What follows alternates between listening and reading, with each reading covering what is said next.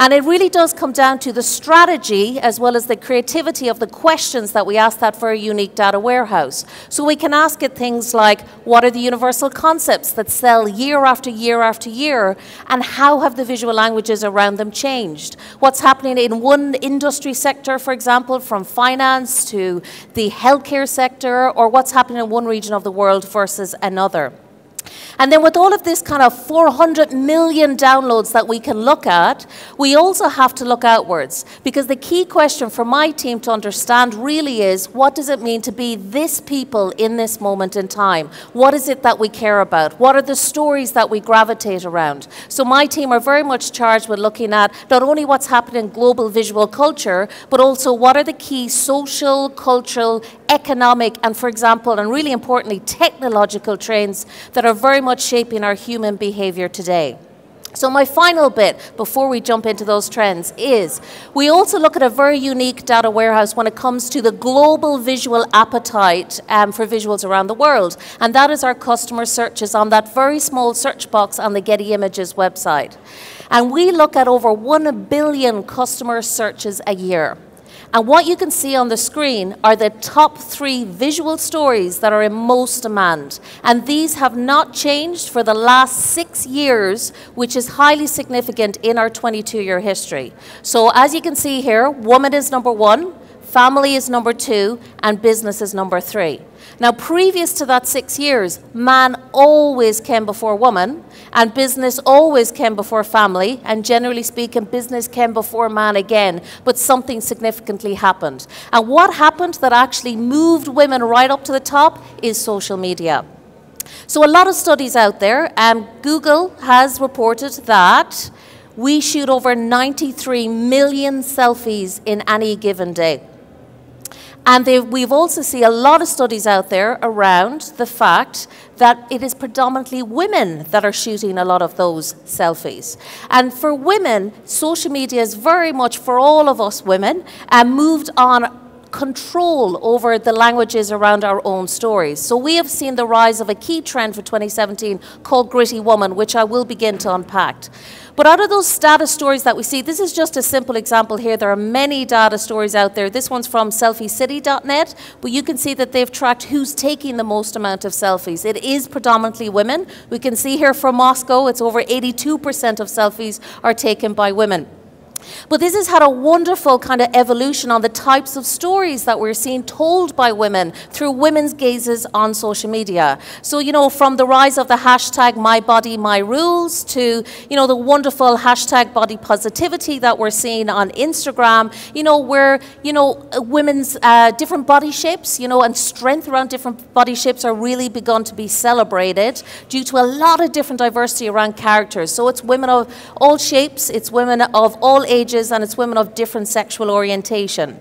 And for ourselves at Getty Images, just to share some other key insights with you from our unique warehouse, here you can see that, you know, obviously we know woman is number 1, but what else are our customers typing in along with that? So we have seen that when it comes to moods of imagery, customers are typing in woman and edgy, which has gone up 54%. And I can share with you guys here in Austria, Switzerland, and Germany, it's gone up by 252%. It's absolutely huge.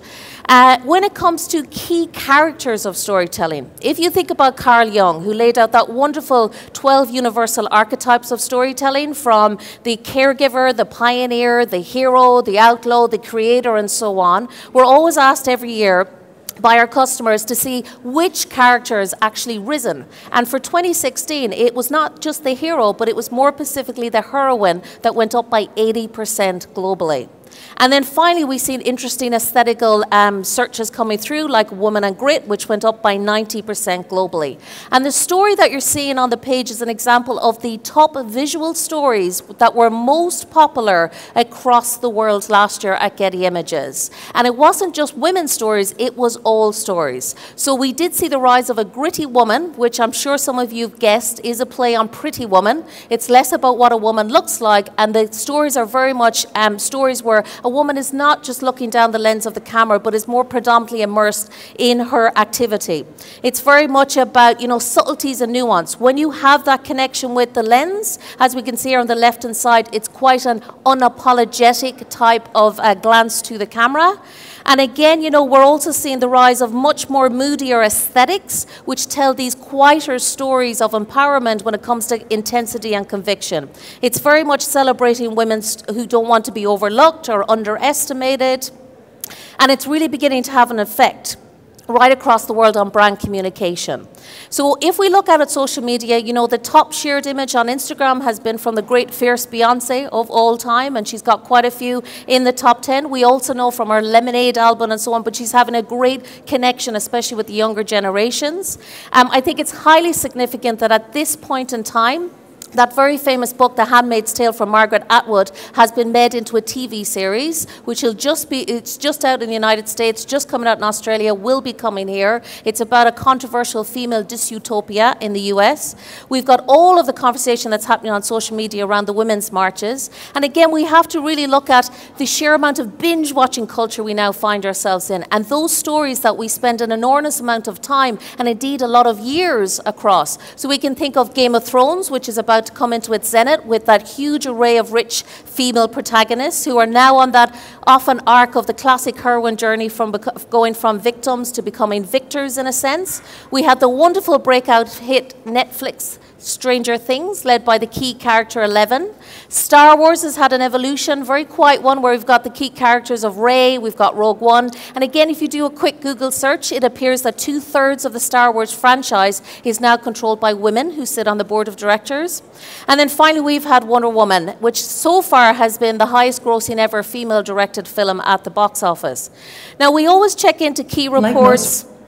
Sorry, we'll go back one there. We always check into key reports from the Gina Davies Institute, which very much looks at the ratio between male protagonists and female protagonists at the box office. And they have found that it has not changed since 1946. It is a 3:1 in favor of male protagonists. But what they have that has changed, what they have found that has changed, is the fact that a female protagonist will now bring back 15% more revenue at the box office than a male protagonist. And then just to balance the story out a little bit, they've also found that when you have an equally weighted male protagonist and female protagonist, it will bring back 23% more revenue. And obviously it is not the same story when it comes to equal pay between the genders at the box office.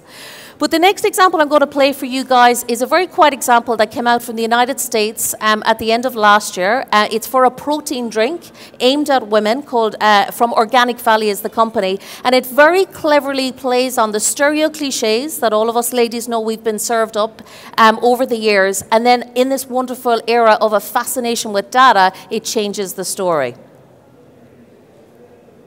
Like most women in commercials, I love to start each day doing yoga in my underwear. Or journaling in my journaling nook. And eating a wholesome, farm-fresh breakfast with a tiny spoon that I bought from a company that gives tiny spoons to underprivileged children. According to science, most professional women don't have time for any of that. Not that we need research to prove it, but there's research to prove it. 57% of us are up before the sun is up. 21% of us check our work email before even getting out of bed. What? Let's go get that morning meeting. 9% of women cite dry shampoo as one of the greatest inventions of the 20th century. Undone. 33% of us never make our bed. Like, ever. 21% of us have used an article of clothing to camouflage a stain. Very nice. Only 16% of women would describe their morning with the hashtag blessed. And that seems kind of high. 58% of women will swear at someone or something this morning. Oh, You know what 100% of us do have time for? A real-life Pinterest board? Fermenting your own small batch kombucha? Propose? No, an organic breakfast in a bottle. That's why we created Organic Balance. Propose? A nutritious, organic breakfast with 16 grams of protein and half the day's calcium, so you can seize the cray. Find out what real women's mornings are really like at realmorningreport.com. That's a link also worth checking out. But again, very nice, very intelligent little campaign. But again, really it's reflecting the rise that we see around much more relatable imagery when it comes to women's stories that show this grittiness and this fierceness. So a second trend that goes very nicely hand in hand with the gritty woman trend is the unfiltered trend, which undeniably has its roots in social media. We only have to think about the phenomenon of the hashtag #NoFilter, which has been around for a very long time now, and about the fact that it's almost become a key driver in ensuring that we are authentic and we are truthful on social media. And we only have to think about the times that we will punish celebrities if they pretend that they're being authentic, and then we see some really bad photoshopping in the background. But one of the reasons why we think this unfiltered visual language is here to stay is due to the rise of live streaming. So whether it's Snapchat, Meerkat, Periscope, and so on, what we're really seeing the rise of is a much more immersive and immediate type of visual language that is about raw storytelling. And you only have to think about the popularity of Vice and all of Gen Z and the Millennium Generation indeed, who are rallying around and embracing this unapologetic raw style of storytelling. Sorry, we're a little stuck here. Here we go. So here's a very key example of a challenger brand in the area of menstruation products that's really trying to move this forward. This is a disruptor company called Easy Period that was set up last year in Canada. And this is really a good example of this slice of life, unfiltered type of aesthetic where the controversial details, I will put in inverted commas, are not so classically framed that you can see them. So you either see the detail or you don't.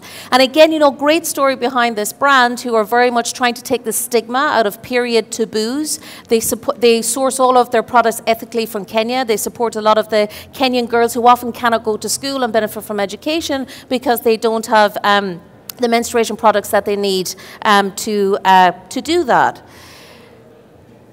Another good example is #AsAmericanAs campaign. Hands up who's heard about this one from Fusion Media. Can we get a show of hands? Nobody here? Okay, so this one's very much well worth checking out. Fusion Media are a cable channel and satellite company in the United States, very much aimed at the younger generations. And they very cleverly decided to put out a rallying call, #calling all voices, to show what it meant to be #AsAmericanAs on social media in the run-up to the resolution of the US elections. And they did this very wonderful, real, authentic type of storytelling. Here we've got Lee, who's doing a little bit of pot smoking, to a lot of different types of voices that we normally don't see in traditional brand advertising. And again, very interestingly, even in some like what we would think of as very accepting neighborhoods in Manhattan, this campaign billboard series was actually protested against. So Fusion Media very cleverly replaced these controversial billboards with this example here that you can see on the screen. And it's a very interesting one to study to show the negotiations that we think we've come a long way, but we haven't quite gotten there yet. So again, they used the very clever black X's to show which ones were not accepted. And it was examples such as these ones here. And again, the kind of the excuses that they received was that there was a man's nipple showing, or even in the case of this example here with this young baby, because it was about Black Lives Matter, it was actually complained about and taken down, which shows we have a lot of work to do in this area. For our own selves at Getty Images, to really understand the greatest changer in our space, it has really come down to the drive for authenticity. And again, very much stories of real people. And we're finding that customers are simply typing in real bodies to cut really through to this type of unfiltered language. And we've seen that rose by 147%. We also seen that sales around any video or any image that has the word real people went up by 300% globally. It's gone up by 400% here in Austria, Switzerland, and Germany, 500% in France, and up to 700% in Australia and New Zealand. So, unfiltered very much has its deep roots in social media in terms of the #NoFiltered, widely accepted, and almost it's like the millennium mindset is going mainstream. It's very much driven by these banal moments that we often share on social media on our feeds that we happen to find interesting, but then forget about a couple of weeks later. If you bear in mind the fact that we are shooting over 1.5 trillion images in any given year, you can understand why we might forget about these moments. But this is what brings in the immediate immediateness of it. So you might have happened to see this moment on your way to work in the morning on the left-hand side and you shared it, or we have seen the rise of first-person perspective for first-person storytelling, and again, that perspective in itself is getting far more intimate and almost throwaway, which is what gives this good authenticity to the unfiltered trend.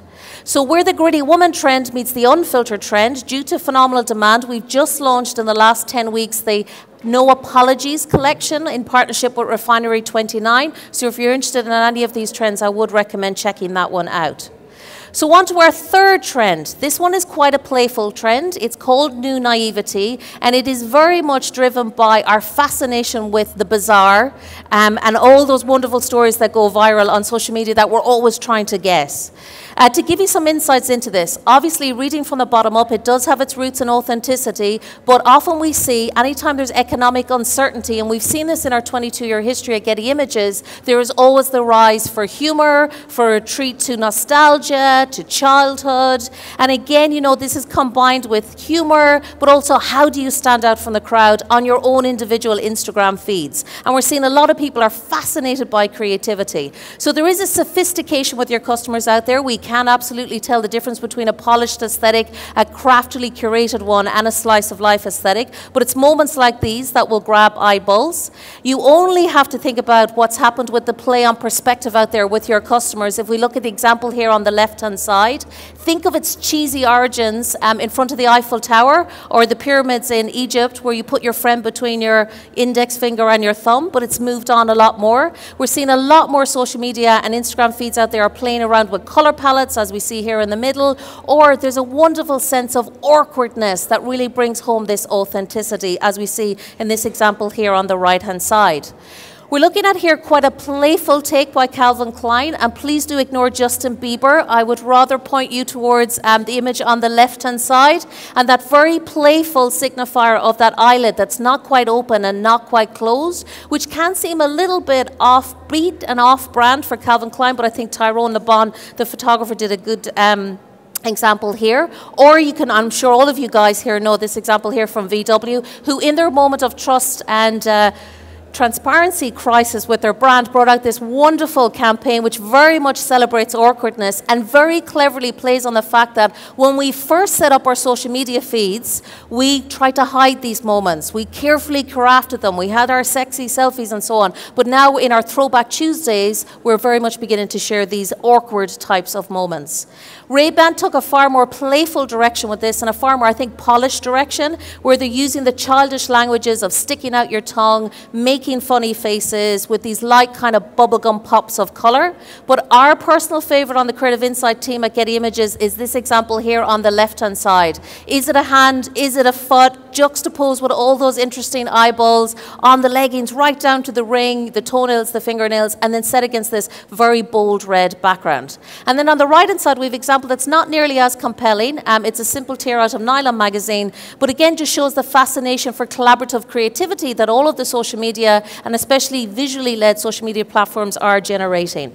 So the example I'm going to bring next is one that's a bit more of a polished, classical, cinematic type of storytelling. I will challenge you to try and guess what the product is. It comes from Argentina. But again, I just want you to really focus on here in this story, which is about childhood love, how they've playfully played on our repetition culture with animated GIFs on social media, but also the interruptiveness of social media in our everyday lives to show how this story cannot unfold in a very polished way.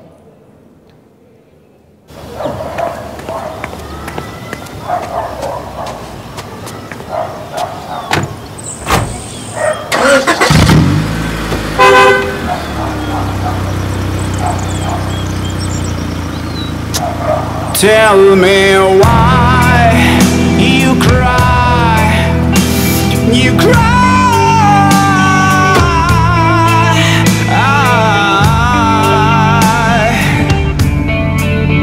you cry, 'cause I believe we try.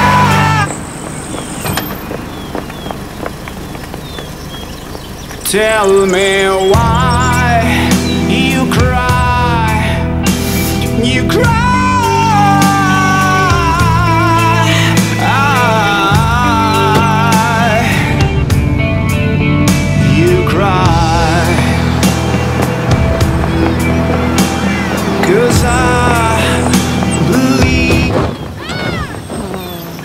Tell me why you cry. You cry.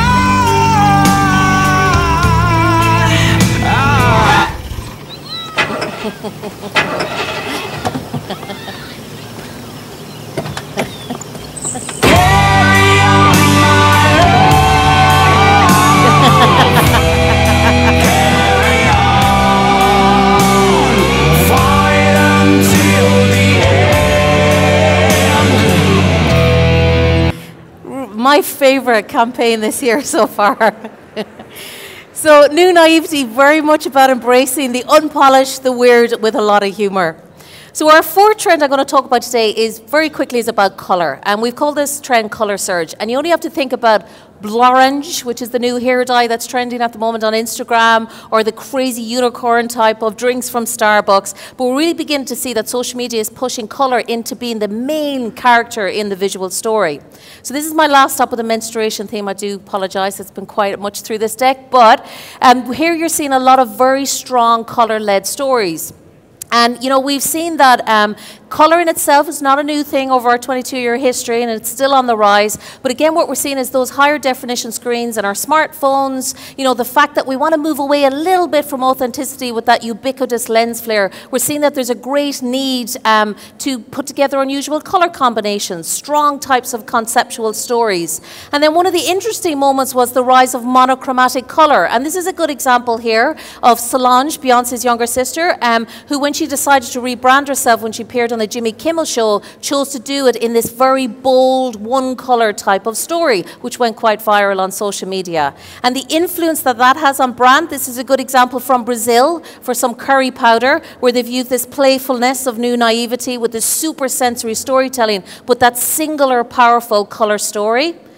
And we only have to think about, you know, even March just gone by, but the rise of pink.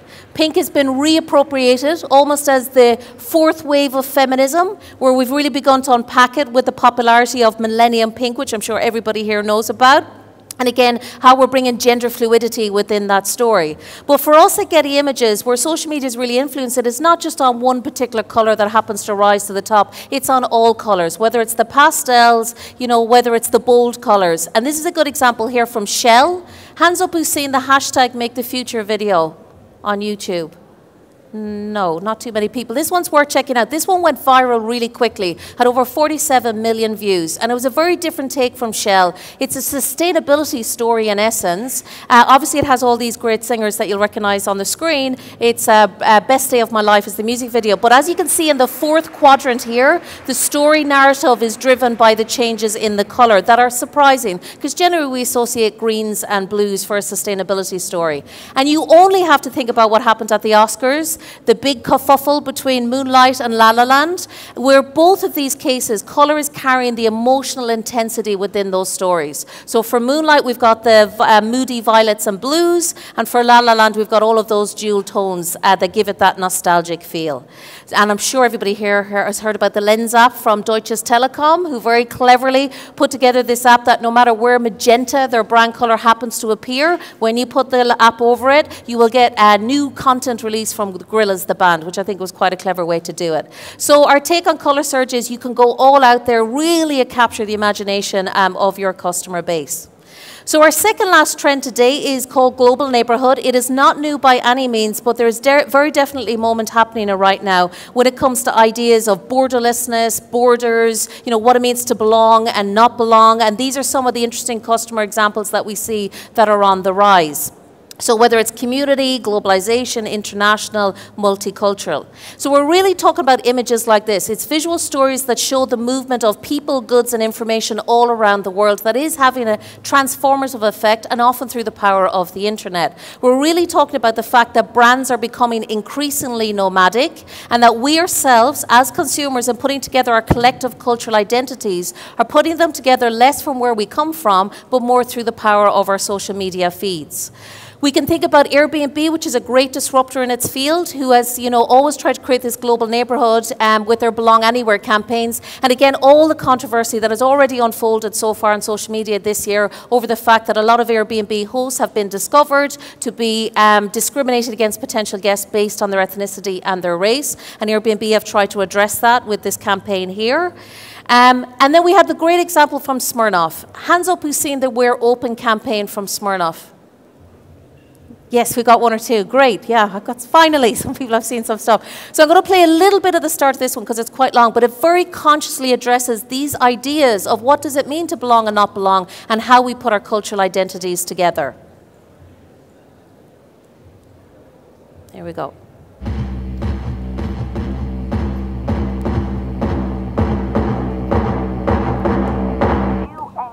I always felt borderless. Iran and Sweden feel like home to me, but at the same time, I'm always the stranger. Today, I feel like I belong everywhere.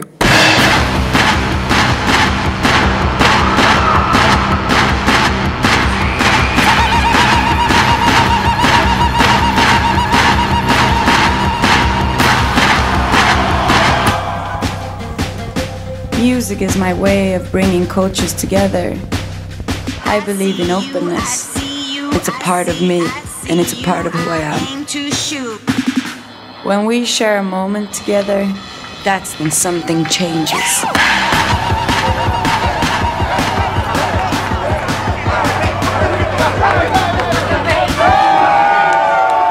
We're all uniting in this feeling of belonging and not belonging.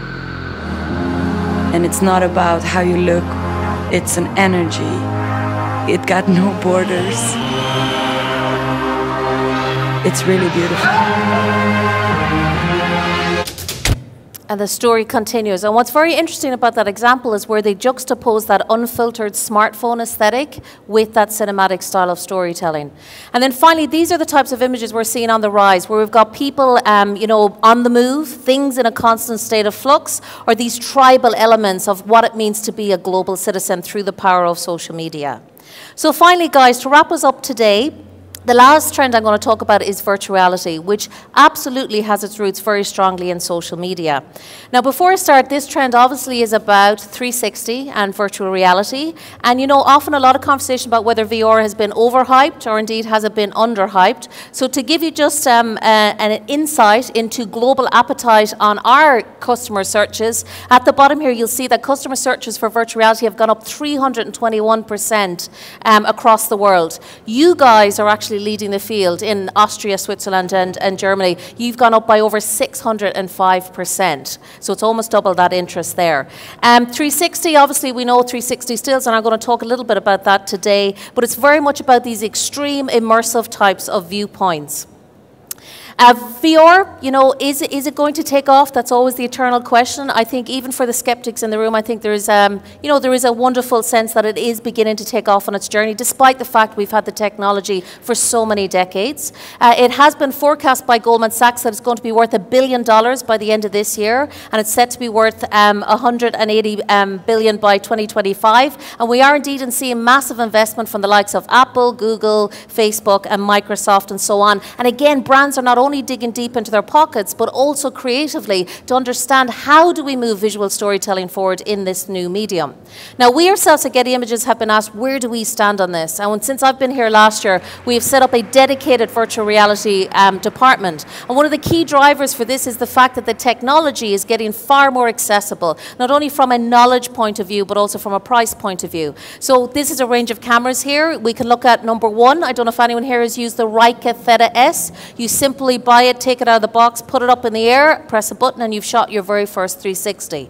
If we go to number 7, which is a lot more complex, that's the infamous Panono ball, which has 36 lenses. But again, you need to have that technical know-how to stitch all of those together. But the minute the technology hits our smartphones, that's when it's really going to take off. Just to give you a sense of engagement with 360, we're always asked about 360 stills. You know, is it a novelty of just moving around the smartphone that we get people to look at it?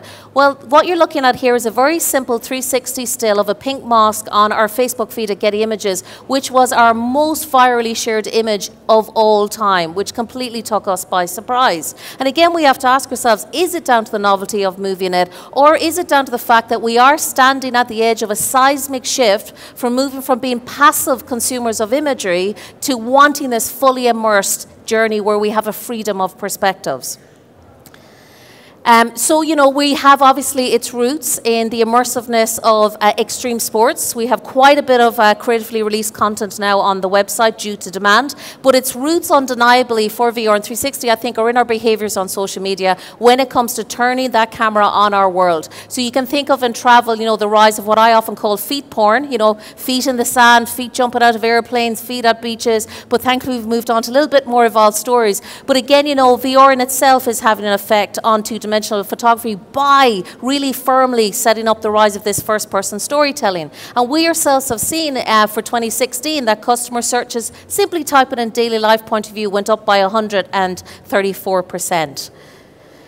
So, you know, just to get a reading of where, you know, the popular consciousness is at, it's quite interesting, and I screen grabbed this very quickly after Mark Zuckerberg, obviously for very good business reasons, shared his daughter's first steps in 360, and as you can see here, it was viewed over 15 million times, pretty close to 15 million, and you know, does it come down to, again, the novelty, or we want to see her first steps, or are we simply nosy about where he lives?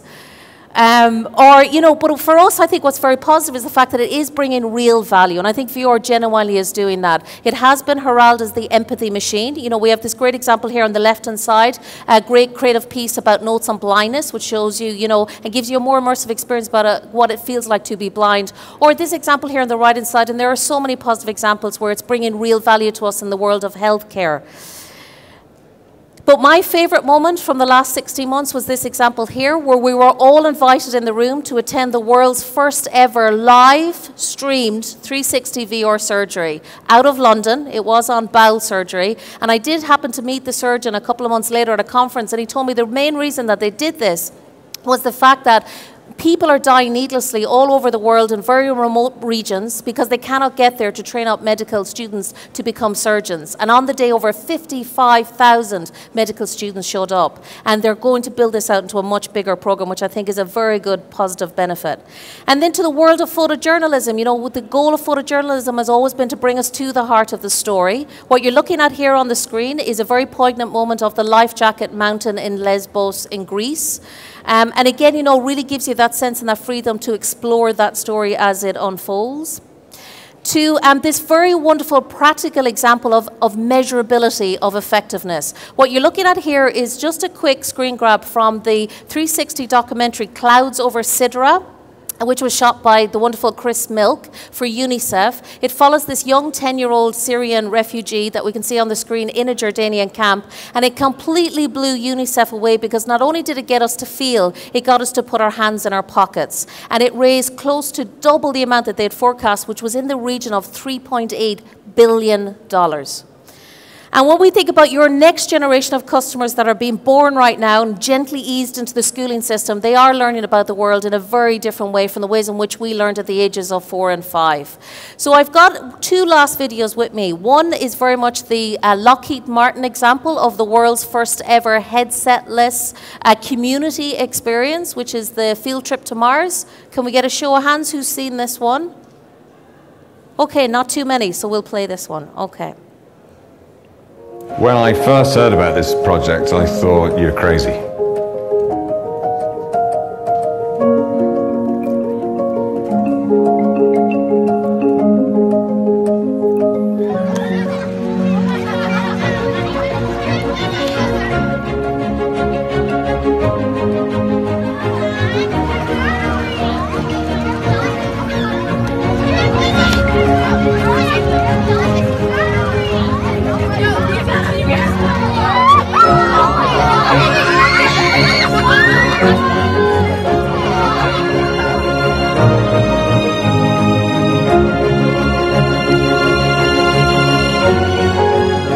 We had to invent a way for transparent windows to become high-def displays. we mapped every street in Washington, D.C. on the surface of Mars. So wherever we started the experience, you would start off on that exact same road at that exact same intersection on Mars.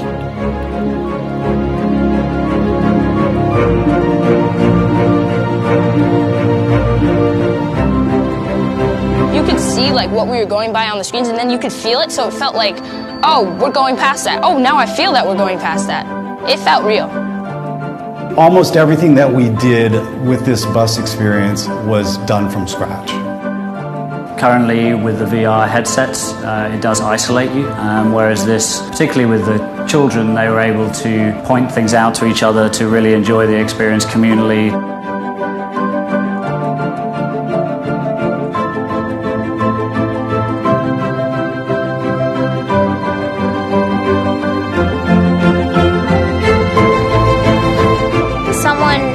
Generation, someone in school today could be the first people on Mars.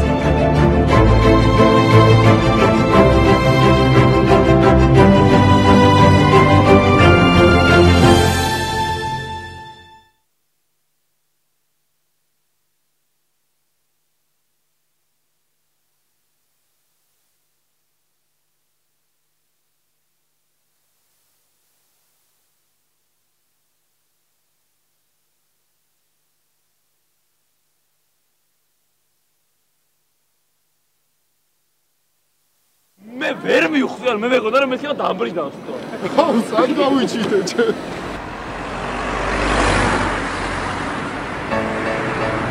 გამარჯობა.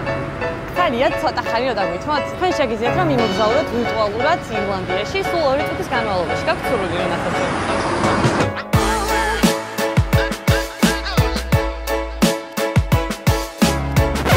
კი ბატონო, ყურსასმენი გაიკეთეთ და არ მოიხსნათ სათვალ.